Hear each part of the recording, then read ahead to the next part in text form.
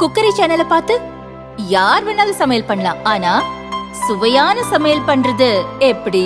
நான் இதயம் நல்லெண்ணெயில சமையல் பண்றேன். ஆஹா ஓஹோன்னு பாராட்டுறாங்க. நீங்களும் இதயம் நல்லெண்ணெயில சமையல் பண்ணுங்க, பாராட்ட வாங்குங்க. தினம் தோறும் வாங்குவே இதயம் இதயம். திருப்பூர் பல்லடம் அருகே சேமலை கவுண்டம்பாளையத்தில் நவம்பர் 29ஆம் தேதி ஒரே குடும்பத்தைச் சேர்ந்த 3 பேர் கொடூரமாக கொலை செய்யப்பட்டனர். தோட்டத்து வீட்டில் வசித்து வந்த தெய்வ சிகாமணி, அவரது மனைவி அலமேலு, மகன் செந்தில்குமார் என 3 பேரின் கொலை தமிழகத்தை உலுக்கியது. கொலை நடந்த இடத்திலிருந்து 5 கிலோமீட்டர் சுற்றளவுக்குள் எங்கும் சிசிடிவி கேமரா இல்லை என்பதால் கொலையாளிகளை பிடிக்க போலீசார் திணறுகின்றனர்.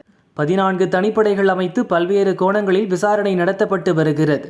கொலை நடந்து 15 நாட்களுக்கு மேலாகியும் இன்னும் துப்பு கிடைக்கவில்லை. போலீசுக்கு பல்வேறு தரப்பிலிருந்து வழக்கு தொடர்பாக அழுத்தமுள்ளதாக கூறப்படுகிறது. கொலை நடந்த தோட்டத்தில் வேலை பார்த்து வந்த பால்ராஜ் என்பவரை போலீசார் சந்தேகத்தின் அடிப்படையில் விசாரித்தனர். அப்போது குற்றத்தை ஒப்புக்கொள்ள வேண்டும் என கட்டாயப்படுத்தி போலீசார் தாக்கினர் என பால்ராஜ் மனைவி சிவகாமணி பரபரப்பு குற்றச்சாட்டை முன்வைத்துள்ளார். உண்மையான குற்றவாளியை பிடிக்க நடவடிக்கை எடுக்காமல் என் கணவரை தாக்கியுள்ளனர்.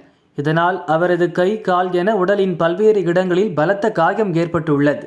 போலீசிடமிருந்து என் கணவரை பாதுகாக்க வேண்டும் என திருப்பூர் எஸ்பி ஆபீஸில் பால்ராஜ் மனைவி சிவகாமணி புகார் கொடுத்துள்ளார்.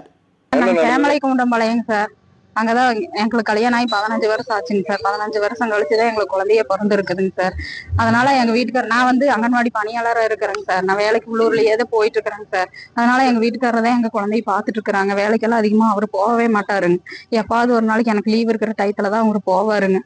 அந்த மாதிரிதான் அங்கேயும் எப்பாவது ஒரு நாளைக்கு தான் வேலைக்கு போவாருங்க. அந்த இதுல வச்சு அவங்க, நீ வேலைக்கு இங்கதானே வந்துட்டு இருக்கிற, உன் மேல சந்தேகப்படுறோம் அப்படின்னு சொல்லி அவங்க கூட்டிட்டு போய் விசாரணை பண்ணணும் அப்படின்னு சொல்லி கூட்டிட்டு போய் அடிச்சு ரொம்ப துன்புறுத்திட்டாங்க சார். அந்த அன்னைக்கு வெள்ளிக்கிழமை 4 மணிக்கு போயிட்டு தான் வந்தாங்க. எங்க சின்னத்தை கூட போயிட்டு தான் வந்தாங்க. போயிட்டு வந்துட்டு அப்புறம் சனிக்கிழமை, ஞாயிறு, திங்கள் 3 நாள் தான் போகலைங்க. செவ்வாய்க்கிழமை சாயந்தரம் அங்க தோட்டத்துக்கு போயிட்டாங்க. ஏன் இந்த 3 நாள் போகல, ஆனா அவங்க 1 வாரமா ஏன் வரல அப்படின்னு சொல்லி இவங்களை பிடிச்சி அடிச்சுட்டாங்க. 1 வாரமா நீ ஏன் வரல, அப்ப நீ தான் செஞ்சிருப்பியா அப்படின்னு சொல்லிட்டு குற்றத்தை ஒத்துக்க சொல்லி அடிச்சிருக்கிறாங்க சார். ரொம்ப அடிச்சிருக்கிறாங்க. சும்மா சாதாரணமாவில் அடிச்சிருந்தா நாங்க இந்த அளவுக்கு வந்திருக்கவே மாட்டாங்க சார். ரொம்ப அடிச்சிருக்கிறாங்க, துன்புறுத்தி இருக்கிறாங்க.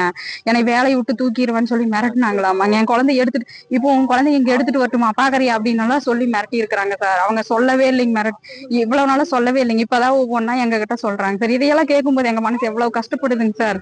சொல்லுங்க. கொலை செஞ்சவங்க எங்கேயா இருக்கிறாங்க சுதந்திரமா. இப்ப நாங்க கைதியாட்ட நாங்க வீட்டுக்குள்ளேயே இருக்கிறாங்க சார். அந்த ஊருக்குள்ளேயும் கூட யாரும் கூட வந்து எங்க கிட்ட பேசுறதும் கூட இல்லைங்க சார். பயந்துகிட்டு அவங்க எங்க கிட்ட பேசினா கூட அவங்களையும் புடிச்சிட்டு போயிருவாங்கன்னு சொல்லி ஊருக்குள்ளேயே யாரும், எங்க சொந்த பந்தம் யாரும் கூட எங்க கிட்ட வந்து பேசுறதுக்கும் கூட பயப்படுறாங்க சார். நாங்க 1 வாரமா பயந்துட்டு தாங்க சார் எங்கேயும் சொல்லாம இருந்தாங்க. அந்த அன்னைக்கு அடி வாங்கின அன்னைக்கு வந்திருந்தோம்னா நீங்க எல்லாம் பாத்துருப்பீங்க சார். நாங்க ஏமாந்துட்டாங்க சார். சரி, நம்ம 1 வாரம் 3 நாள் போகாதத இப்படி அடிச்சிட்டாங்களோன்னு சொல்லி நாங்களும் பயந்துட்டு விட்டுட்டாங்க சார். அப்புறம் திருப்பி 3 டைம், மறுபடியும் 2 டைம் கூட்டிட்டு போயிருக்கிறாங்க சார் விசாரணைக்கு. கடைசியா கூட்டிட்டு போயும் அடிச்சிட்டாங்க சார். நாங்களும் காணான்னு சொல்லி 8:30 மணிக்கு மேல போனதுக்கு அந்த அம்மா வந்து பேசினாங்க சார். ரொம்ப திட்டினாங்க சார். கஷ்டமா இருக்குதுங்க சார்.